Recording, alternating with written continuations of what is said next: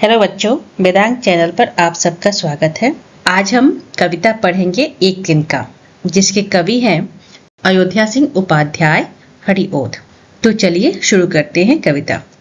मैं घमंडों में भरा ऐठा हुआ एक दिन जब था मुंडेरे पे खड़ा, अचानक दूर से उड़ता एक तिनका आंख में मेरी पड़ा। तो इस कविता का भावार्थ है, कवि कहते हैं कि मैं अहंकार और घमंड से भरा हुआ था। एक दिन जब मैं छत की मुंडेर पर खड़ा था तो अचानक दूर से उड़कर आया हुआ एक छोटा सा तिनका मेरी आंख में गिर पड़ा। तो यहाँ कवि ये कह रहे हैं कि मैं घमंड में, अहंकार में अपनी छत की मुंडेर मतलब टेरेस ऐसा होता, यहाँ खड़ा था तो अचानक दूर से एक तिनका उड़ता हुआ आया और मेरी आंख में गिर पड़ा। यहाँ कठिन शब्द है ऐठा हुआ, मतलब घमंडी, अकर में, मुंडेरे छत, दीवार का किनारा, छत, ये मुंडेर, तिनका बहुत छोटा सा सूखा तिनका, सूखी घास का टुकड़ा को हम तिनका कहते हैं। तो दूसरी लाइन है हमारी, अब आ जाते हैं कि मैं झिझक उठा हुआ बेचैन सा, लाल होकर आंख भी दुखने लगी, मूठ देने लोग कपड़े की लगे, ऐठ बेचारी दबे पांव भागी।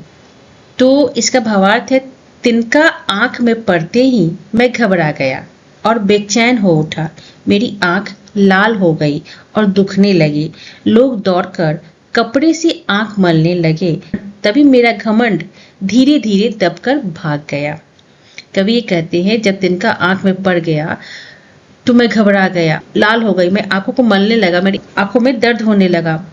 तभी जो लोग थे, आसपास के लोग दौड़े और कपड़े को मोटा करके मेरी आंख को मलने लगे ताकि तिनका निकल जाए।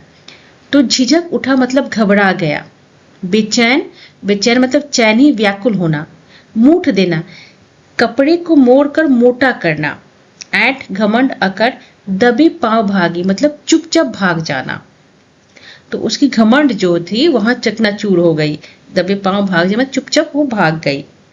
जब किसी ढब से निकल तिनका गया, तब समझ ने यो मुझे ताने दिए, ऐठता तो किस लिए इतना रहा, एक तिनका है बहुत तेरे लिए। कवि कह रहे हैं कि जब किसी तरह से वो तिनका आंख से बाहर निकला, तब मेरी समझ ने मुझे ताना दिया कि तू किस बात का इतना घमंड करता था। देख ले, तेरी सारे घमंड को मिटाने के लिए एक छोटा सा तिनका ही काफी था।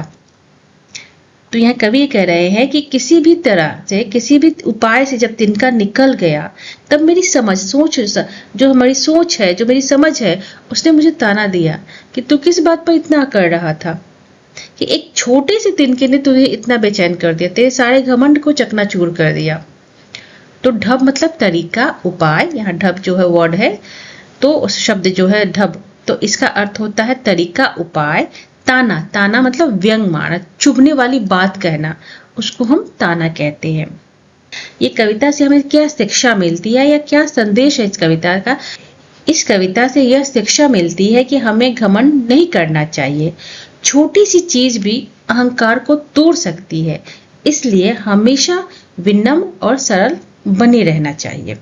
तो हमारी ये कविता जो है, कविता और उसका भावार्थ यहाँ पूरा हुआ। अगली वीडियो में हम इसका प्रश्न उत्तर करेंगे।